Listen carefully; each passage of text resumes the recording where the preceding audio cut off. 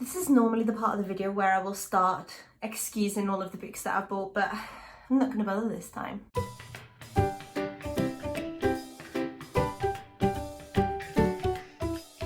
Hi everyone, I'm here today because I have bought some more books, and there's going to be no preamble. I'm just going to get straight into it. And in fact, I've bought so many books that I'm going to have to split this haul into 2 separate videos. So this is going to be part 1, obviously. And so I'm just going to get cracking with the books that I've bought. So the first one that I've got is this one. This is The Absolute Book by Elizabeth Knox. And I've got a very, very pretty sprayed edge version of this. But one of my favourite parts of this book, actually, look how nice the naked hardback is. How pretty is that? I love it when they do that underneath the hardback, when you get something a little bit special. But this was my Books Book of the Month from my Premier subscription that my husband got me for Christmas. So technically, I didn't buy this one myself. Technically, it's a Christmas gift. So this is about Taryn, who can't remember the library in her old home. Her sister was murdered, and there's been some allusions that the library may be involved. And in the library, there is a book called The Absolute Book, and only Taryn can find it. So Taryn feels that she must hunt down this book, The Absolute Book, which has all of the sort of family secrets in them. However, Taryn begins to feel hunted herself, and it's sort of a race against time. And as you come in here, it says, warning, you are about to enter another world. And I'm just really excited about this. I'm not quite sure what the genre really falls under.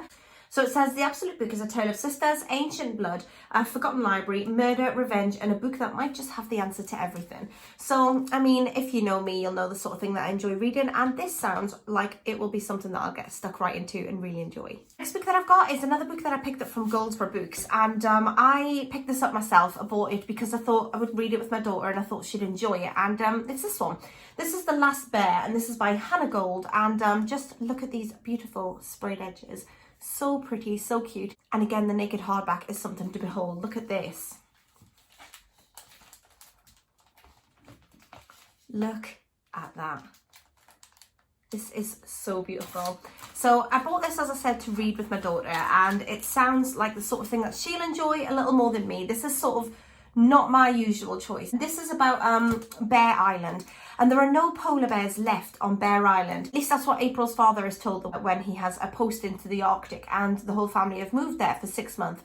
But April spots something on the horizon that looks like a bear, and it says it's a bear that is looking for something, a bear that is lost and out of its normal area, and it's searching for something just like April.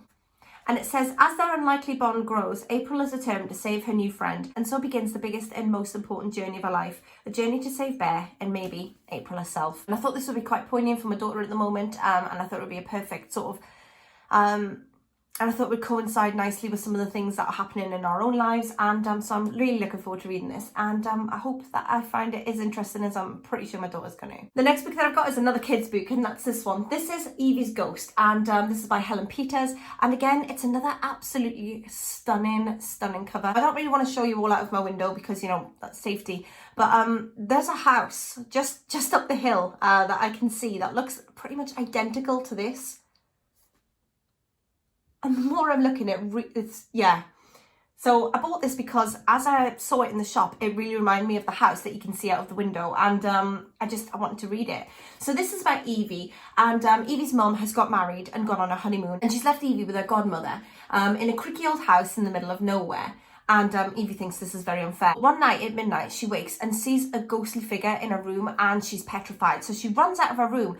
But when she gets out of her room, she finds out that she's no longer in current time. She's been transported back to the 1800s. And it says, Evie finds herself dressed as a housemaid, scrubbing pans and emptying chamber pots, with an angry housekeeper barking orders at her. But Evie knows she's been sent back in time for a reason. She must fix the past or she'll have no future.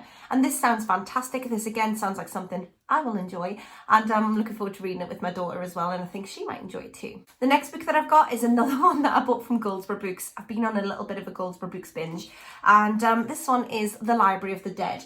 And this book is beautiful. For a start, look at the sprayed edges. Again, I've got a thing for sprayed edges. So this is The Library of the Dead, and this also has some absolutely gorgeous sprayed edges. So this story is set in Edinburgh, which is my nearest city, which is the city that I go to when we need things.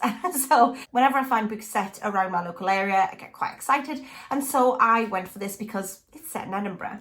So this story follows Roper, who dropped out of school to talk to the dead, basically, and that's her job. And so she takes a job in Edinburgh, and she's working there talking to the city's dead, and it earns her a living. Well, that is until the dead whispers that someone is bewitching children, leaving them husks, empty of joy and strength. It's on Roper's patch, so she feels honour bound to investigate, but what she learns will rock her world. Roper will dice with death, not part of her life plan, as she calls on Zimbabwean magic and Scottish pragmatism to hunt down clues. And although underground Edinburgh hides a wealth of dark secrets, she also discovers an occult library, a magical mentor, and some unexpected allies. This sounds fantastic. It's got a lovely picture of Edinburgh there on the cover, and I'm really looking forward to reading this one. The next book that I picked up is something else scary, and this is 13 Stories by Jonathan Sims, and this sounds fantastic. So this is about a group of guests who have been invited up to the top story of a penthouse apartment, and none of the guests know why they've received an invite, and not even their billionaire host knows why they've received these invites. And yet over the course of the night, something happens and their host is dead in the morning, and none of them have said what happened. And so this is the book of their 13 stories, and I'm guessing it's going to be sort of a piecing together why they were all invited and what happened to their host. But it's supposed to be quite scary. It's a horror book, and you know me, I love a good scare. Next book that I've got is one that I picked up in the Folio Society sale, and it is this one. This is Anne of Avonlea. It's the follow-on from Anne of Green Gables, which I was given as a child, and I have never got round to reading it. But it's a really nice cloth-bound edition, and I'm hoping to read it this year. And then I saw this one in the sale, and so I couldn't leave it, especially with the sort of autumnal colouring on the front of it. I really like it. It has really pretty yellow end papers that match the dress on the front, and there's some illustrations in here as well, which are quite nice. So it's got sort of classic children's illustrations. I apologise about the sun.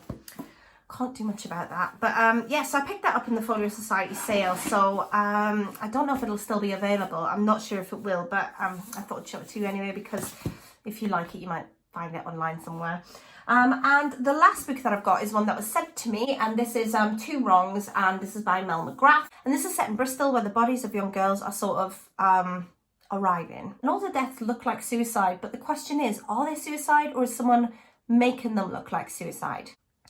And it follows the story of Honor, who's really worried that her daughter will be next. But as she starts to sort of delve into what's happening, it brings her back to a dark secret that she's covered up herself. And now she has the chance to avenge her daughter for something horrible that happened in the past.